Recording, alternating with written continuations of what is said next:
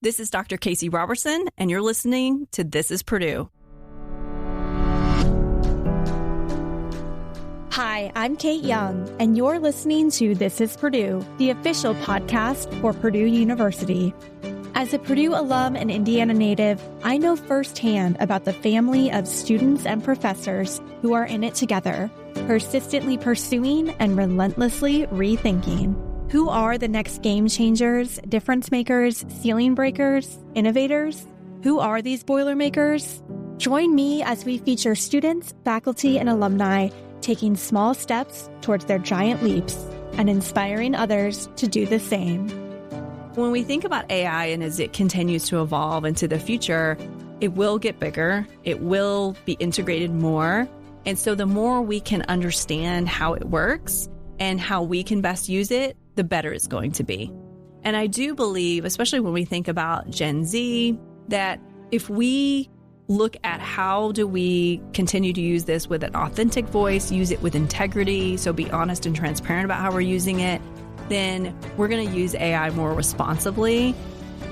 In this episode of This is Purdue, we're talking to Dr. Kasie Roberson. Kasie is a nationally recognized business communication expert and a clinical associate professor in the Department of Organizational Behavior and Human Resource Management, as well as head of the Center for Working Well's Leadership Coaching Institute within Purdue's Daniels School of Business. Kasie also received her PhD in communication from Purdue in 2005 and is a proud Boilermaker.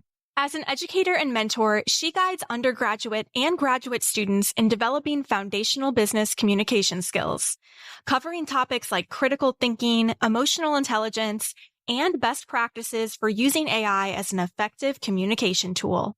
Recently, Kasie spoke about AI and how Gen Z can embrace it with curiosity and not fear at the inaugural Sunnyfest in Dallas, Texas. Purdue's presence at Sunnyfest is part of a larger collaboration with Sunny, which was announced this summer by Reese Witherspoon at Cannes Lions. As the exclusive education partner of Sunny, Purdue is co-developing online curricula, encouraging continued learning for adults, and creating content that helps Gen Z explore how STEM connects their interests and future goals. So in this episode, we're going to dive deeper with Kasie and learn how students can effectively use AI in the classroom and real world while keeping their authentic voice, values, and ideas at the center. So let's get to it. Here's my conversation with Kasie. Dr. Kasie, thank you so much for joining us on This is Purdue, the official university podcast.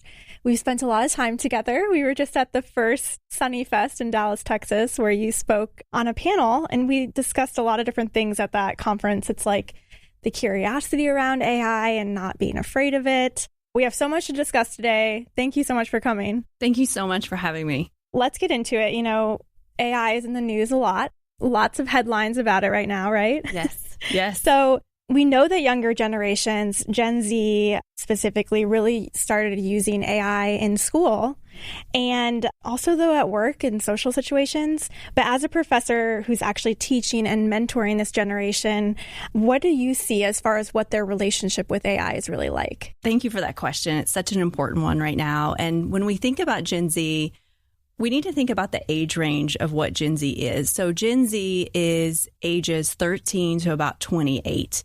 We're thinking latter part of junior high, all of high school, all of college, and even into like early career makes up Gen Z. Gen Z is like what we call digital natives. They grew up really with smartphones and social media platforms being a part of just society. It was something normal for them. So when we think about how Gen Z and really all of us are really kind of rumbling with artificial intelligence, I think it's important to think about a couple things. And I do have some anecdotal data that I can tell you from my own experiences teaching over in the Daniels School of Business. You know, some of the things I'm seeing are actually really tracking with what some big research is showing. And so I'll mention a few things. Gallup had a study that just came out this past spring, and it was done by the Gallup Walton Family Foundation. They did a big study looking at voices of Gen Z and then how American youth view and use artificial intelligence. And what I found actually is tracking some with what I see in the classroom. So I'll just go over a few things for you here because I think it's really interesting. First, they are talking about in their kind of key findings that most Gen Zers say that they do use generative AI. So things like ChatGPT or Gemini or Copilot. So almost like 80% are using it. But something that's interesting is that they're saying that those tools are more likely to make them anxious than it is to make them excited or hopeful. Wow. And I think that's an interesting thing that we have to look at. I think one of the biggest issues that's happening is that they don't feel prepared to use the tool. And whenever you're not prepared to do something, you're going to get nervous. I think that's kind of one of the biggest things we're seeing right now, where they are using it, they're willing to learn it, but they want more tools to do that. And we're doing that over in the Daniel School. We're providing them with some of those tools. Tell us about some of those tools that you all are using. I'll tell you a little story, if that's okay. Yeah. We started back in 2021. I developed our strategic business writing course. It's our core undergraduate business writing course that all Daniel's students, undergrads, take. The course originally started as just a pilot course, one section, and we wanted to see how it went. I started with what I call my people first framework. And this was, again, spring 2021, before ChatGPT and AI started to make its appearance, which that didn't happen until November 2022, the very end of November. So the class started, I had this people first framework, which I know we'll may talk about a little bit later. There are people first skills, things like audience analysis, emotional intelligence, et cetera. And I knew that these people first skills are things that students need to take into the workplace. So we started that, and then we were talking about different types of business writing and so forth. Well, the class was very popular. Long story short, today, this year, there are 35 sections of the course being taught across 5 faculty, and I do teach some of those sections. And so it's grown substantially. My undergraduate textbook that I wrote that came out in May 2024, we're using it. It has that people first framework, but then it also has best practices for using artificial intelligence. When ChatGPT first came out at the end of November of 2022, I remember I was actually at a dinner party with some colleagues from the Daniel School of Business. Someone said, "Have you heard of ChatGPT?" And I said, and they knew I was actually under book contract and was writing a book at that time. I said, "Yes, but I haven't had a chance to look at it." I went home, I looked it up more. I didn't sleep well that night. I woke up the next day and I turned to my husband, who is also a professor at Purdue, and I said, "I need to contact my editor." And he said, "What are you going to do?" And I said, "Well, I'm going to pivot. I'm going to talk to my editor and I'm going to say, because I'd already written the first 5 chapters, which was this people first framework. And it's a great foundation for anyone.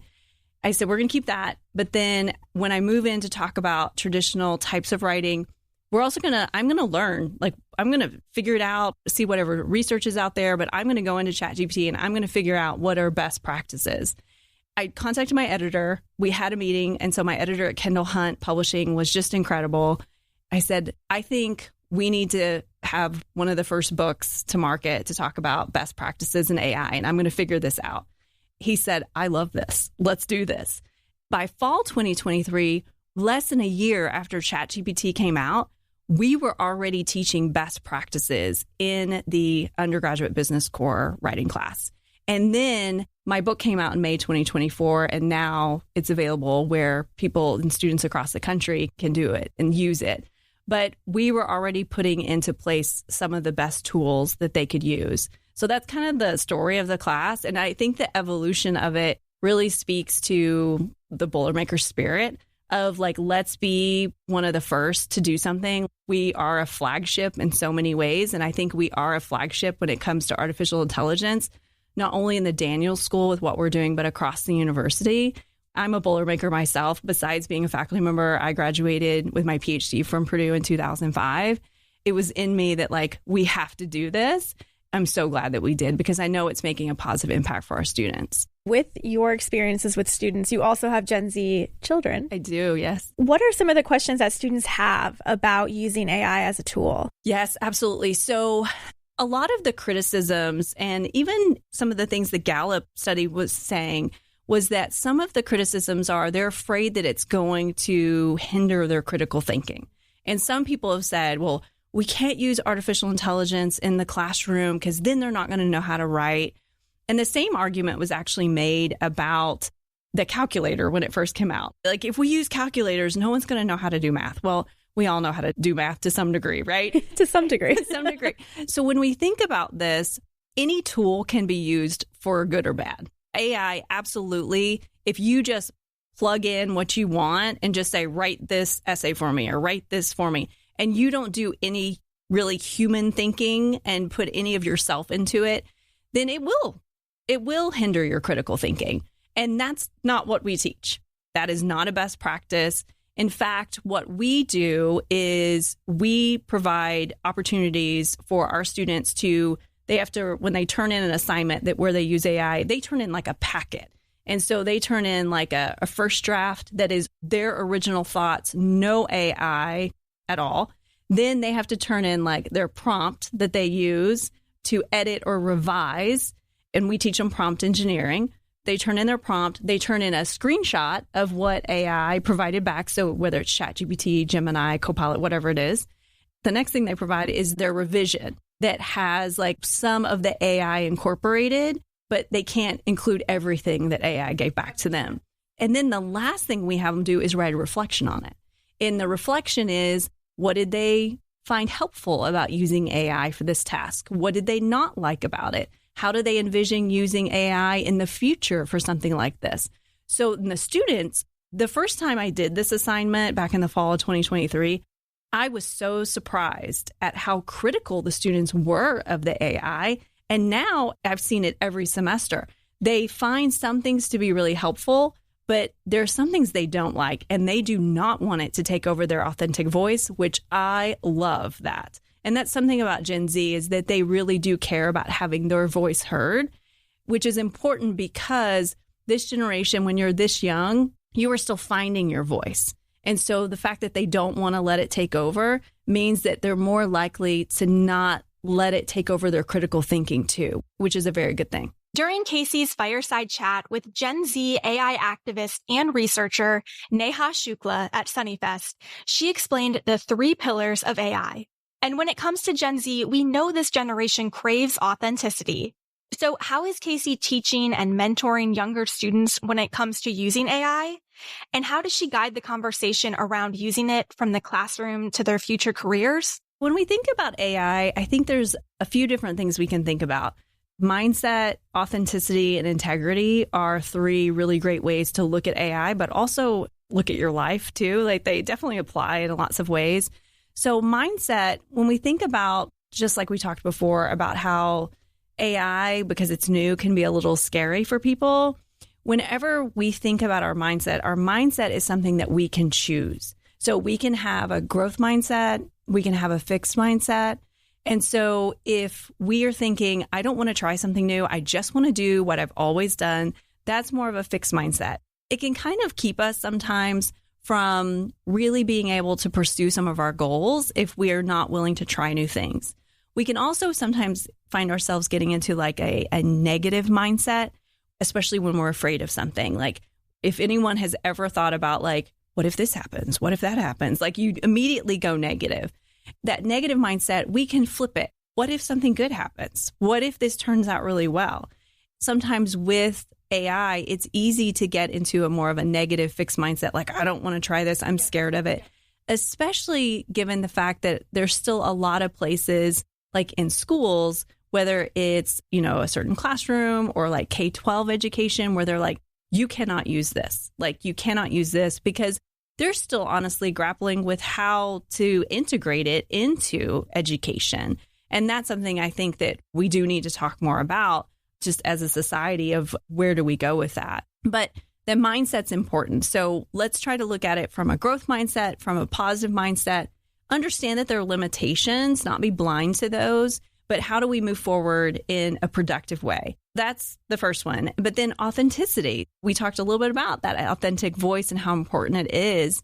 I mentioned at Sunnyfest that your authentic voice is like your fingerprint, and your fingerprint's unique. It's different. No one else has it. And that's the same thing with your voice. And so you want to make sure that no other human intelligence and no other artificial intelligence is quieting that voice that's yours, because it's unique, it's special, it needs to be heard, it needs to be at the table.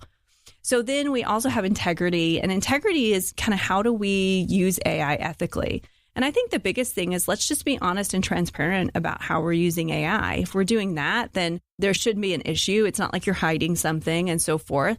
And I think integrity really ties back into authenticity, because I feel like if we're showing up authentically, we're going to be showing up with more integrity. How can adults, parents, educators, mentors, coaches, anyone who interact with children, how can they positively shape a student's experience with AI? I think if we go back to that kind of growth mindset, that positive mindset, let's look at this as a tool. It's just another tool that we can use. There's absolutely nothing wrong with having like healthy boundaries and healthy parameters around how we use AI. And I do think that we should be clear about that. Like, hey, we're only going to use AI in this capacity. And that's exactly what we do in our strategic business writing classes. Like, we're going to use it here, here, and here, but we're not going to use it over here because we have different learning objectives for this assignment.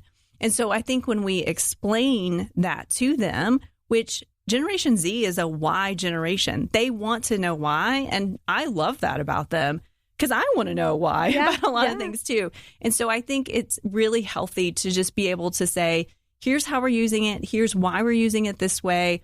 And people can then buy into it because no one, and this is something I talk about in my people first approach and framework when I talk about emotional intelligence, is that we want to look towards buy-in and not compliance. And so if we can get anyone to buy into something like, hey, we're going to use AI this way, it's going to help you in certain ways and so forth, people are going to be more likely to follow those rules instead of if you just say, you have to use it just like this and I'm not going to explain why, then people, even children, are going to push back on that because there's a universal truth about people. It's an old communication theory. It's a politeness theory where people want to be valued, respected, and they want to have some autonomy. And so if we're explaining and getting buy-in with that, then they're going to be more successful. Let's talk about your people first approach, because in your teaching, you advocate for this strongly when it comes to both communication skills and using AI as a tool. So talk a little bit about this approach. Anyone who knows me knows that I really love my people first approach. And it really consists of 5 big skills.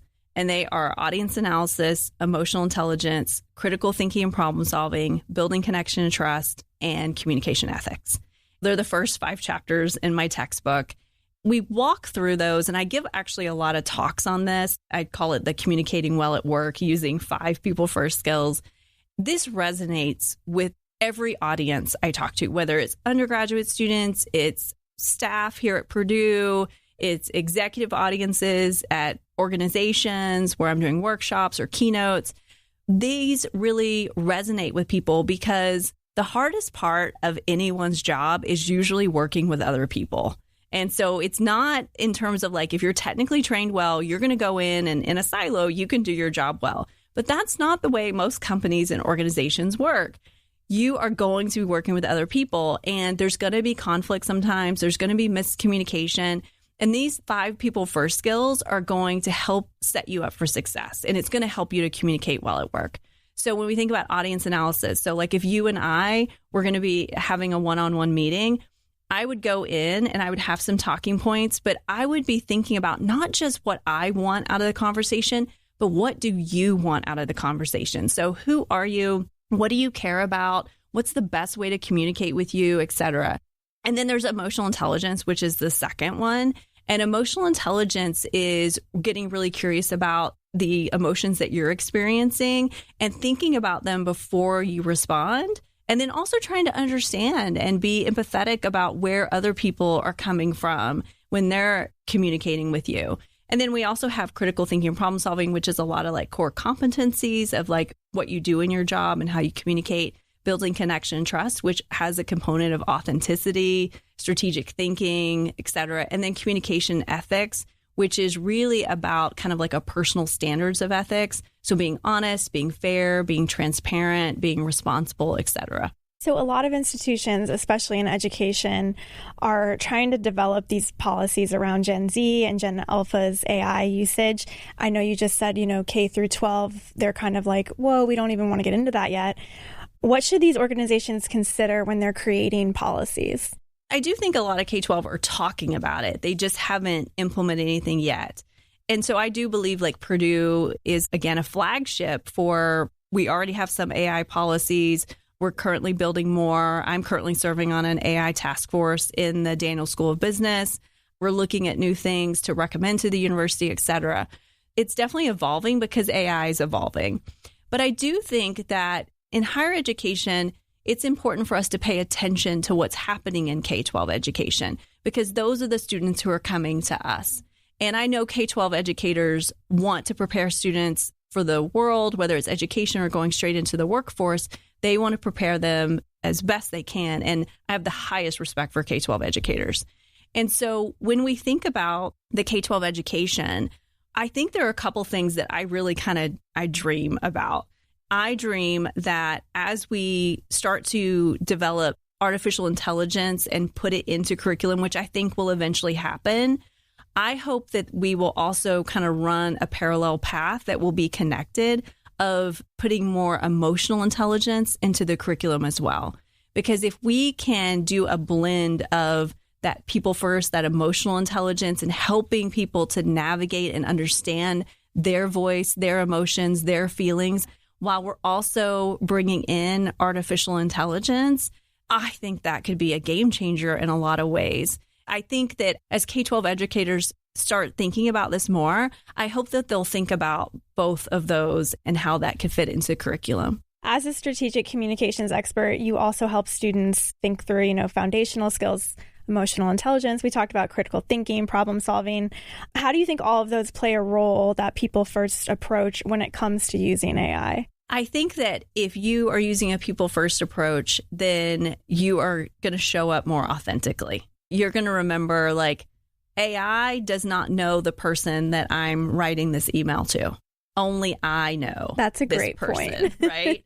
Because AI really can only work with the situation context that you give it. We think that AI knows everything, and it knows a lot, but it does not know as much as we know. We have to make sure that when we use that people first approach, that we keep in mind that AI is limited. We also have to keep in mind a couple of things about AI, that AI can be wrong, just flat out wrong. Yep. You cannot trust it. You have to fact check it. You have to go and make sure, because it can hallucinate and make up things. It also can have biased information.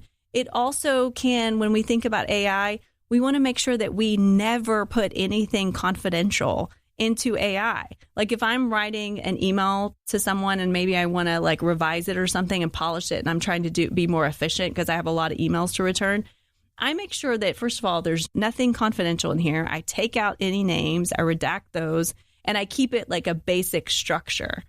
And then that way you are not providing it with too much detail. So I think that it's healthy to use in certain ways, like brainstorming, outlining, maybe revising something. But you also want to keep control of what information you're putting into like ChatGPT and so forth. I know I have personally used it. At first, I had a little bit of a negative mindset. I'm like, I want to be true to my voice and stay creative. But it's very helpful for either combining certain sentences into one thought. I've found that that's very helpful.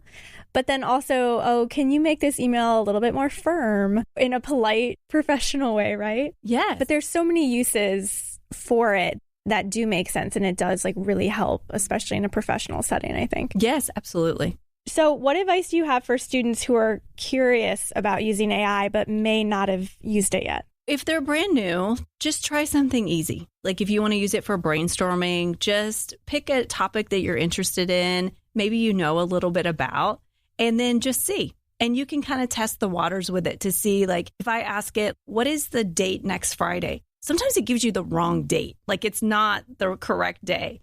And so I'm like, that's not right. But then it also can provide really helpful information very quickly.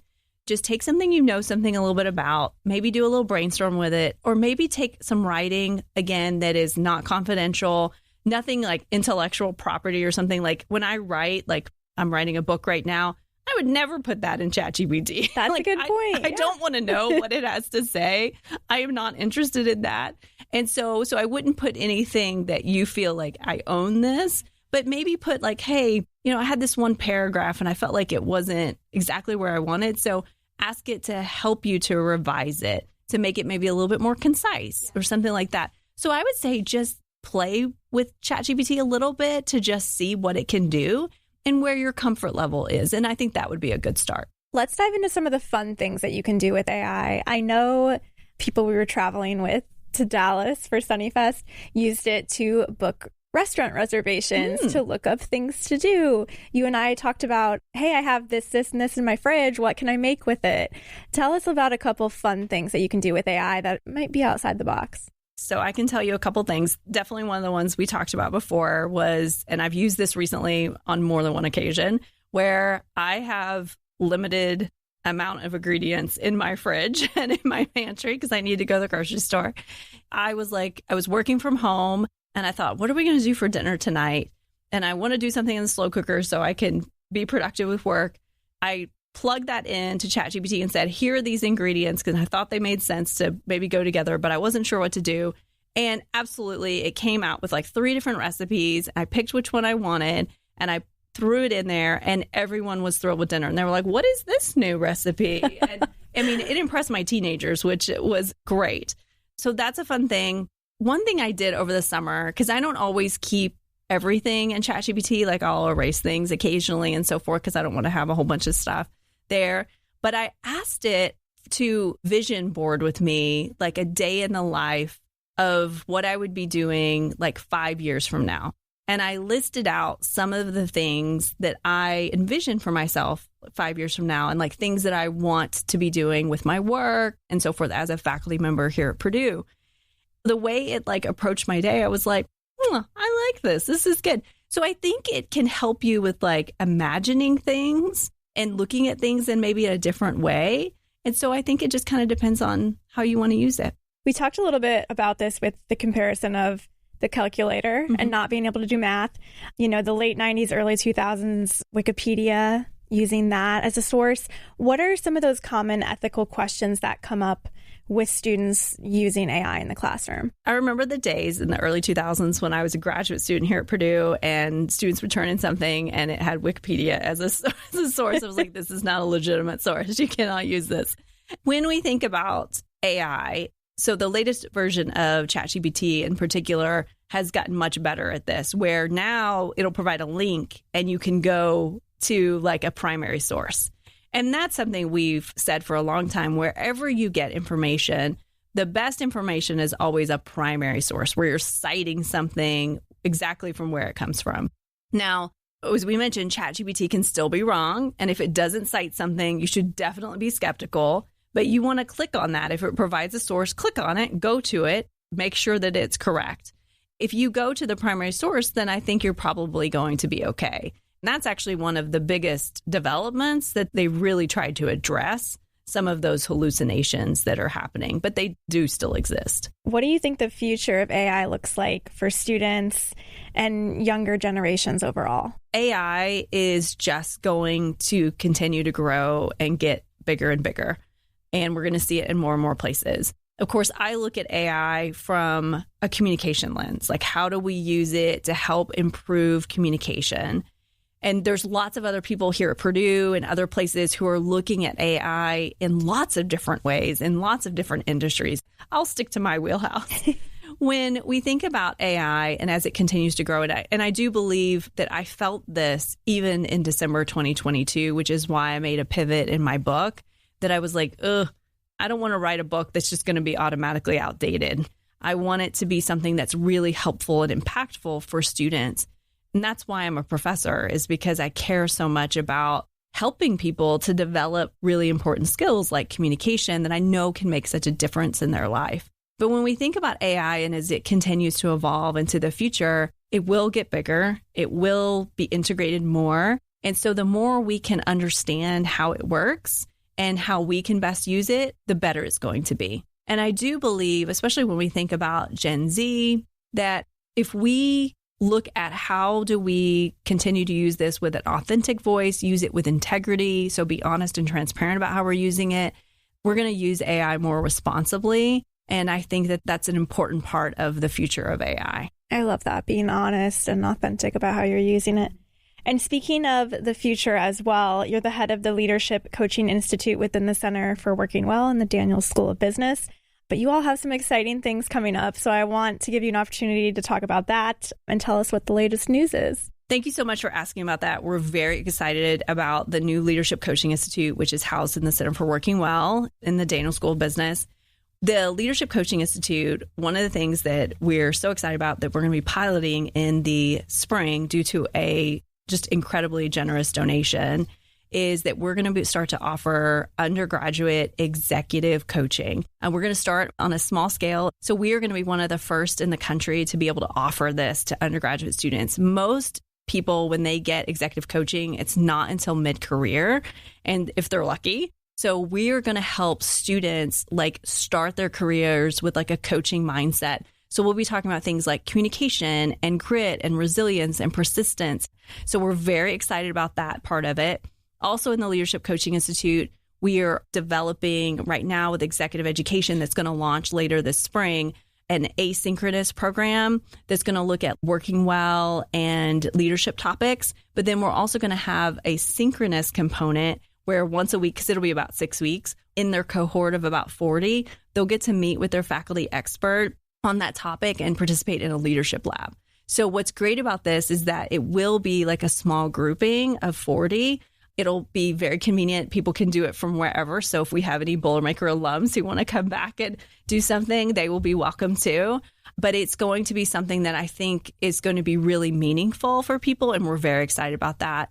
We also are currently continuing to work with companies on working well journeys where we develop customized programming for them, and that all runs through the Leadership Coaching Institute. So we talk about things like managing stress, burnout, motivating employees, communicating well at work, et cetera. We have a number of topics that we talk about, and people have found it really impactful for them. And we, again, love helping people. And so the Leadership Coaching Institute has a lot of great things happening. And we are so grateful for all the support, really, from the Mitch Daniels School of Business on this. That is so exciting. Congratulations. Thank you.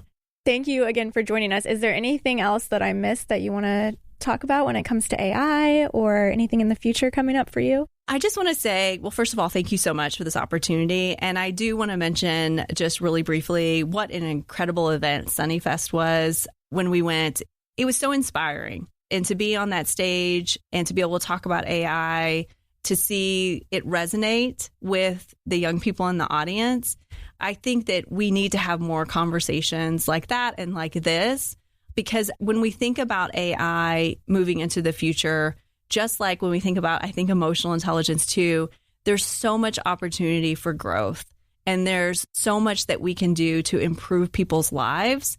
That's why I do what I do, is because I truly just want to help other people. And I know that when people develop their communication skills, it is going to make a positive difference in their lives. For me, I feel really lucky and blessed to be able to do that, and to be able to do that here at Purdue in the Daniels School of Business. It's really just an amazing opportunity, and it's a dream come true for me. It was so special seeing all of the young people listening to you at the panel, and they're so excited and they have so many ideas. It was just a great experience. It's amazing. When you work with young people that were there at Sunnyfest, and I'm so lucky to get to work with our students here at Purdue, the energy that is on a college campus, because I write a lot in the summer and then I come back. I'm always ready to come back in the fall, and I love the energy of when the students are on campus. And I like to walk around campus and just see like the buzz, right?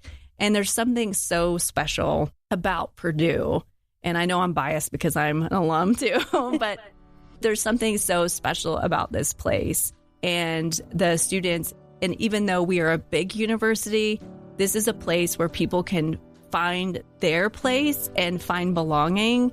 And I think that is so unique and special. And I just love being a part of that. That's a theme of this podcast, so I appreciate you hitting on that. Absolutely. It was so fun getting to know you, and this conversation was incredible. So thank you for coming. Thank you so much, Kate. I really appreciate it. That was an incredible chat. I hope you all learned at least one thing you can take away and utilize in your own AI experiences. We have more fun clips from Sunnyfest with Kasie on our This Is Purdue podcast YouTube channel. She talks about a few common misconceptions when it comes to AI and much more. Be sure to check it out.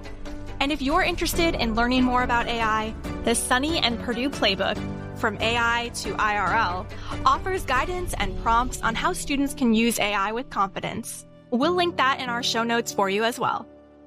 This Is Purdue is hosted and written by me, Kate Young. Our podcast videography for this episode was led by Thad Boone in collaboration with John Garcia, Allie Cheney, and Zach Mogensen. Our social media marketing is led by Maria Welch. Our podcast design is led by Cheryl Glotzba. Our podcast photography is led by John Underwood and Rebecca Rubinos. Our podcast team project manager is Rain Gu. Our podcast YouTube promotions is managed by Megan Hoskins. Additional writing and research assistance is led by Ashvini Malshi. And our creative production manager is Delaney Young. Thanks for listening to This Is Purdue. For more information on this episode, visit our website at purdue.edu/podcast. From there, you can head over to your favorite podcast app to subscribe. And don't forget, you can also check out all of our podcast content on our podcast YouTube page, youtube.com/@This Is Purdue. And as always, boiler up.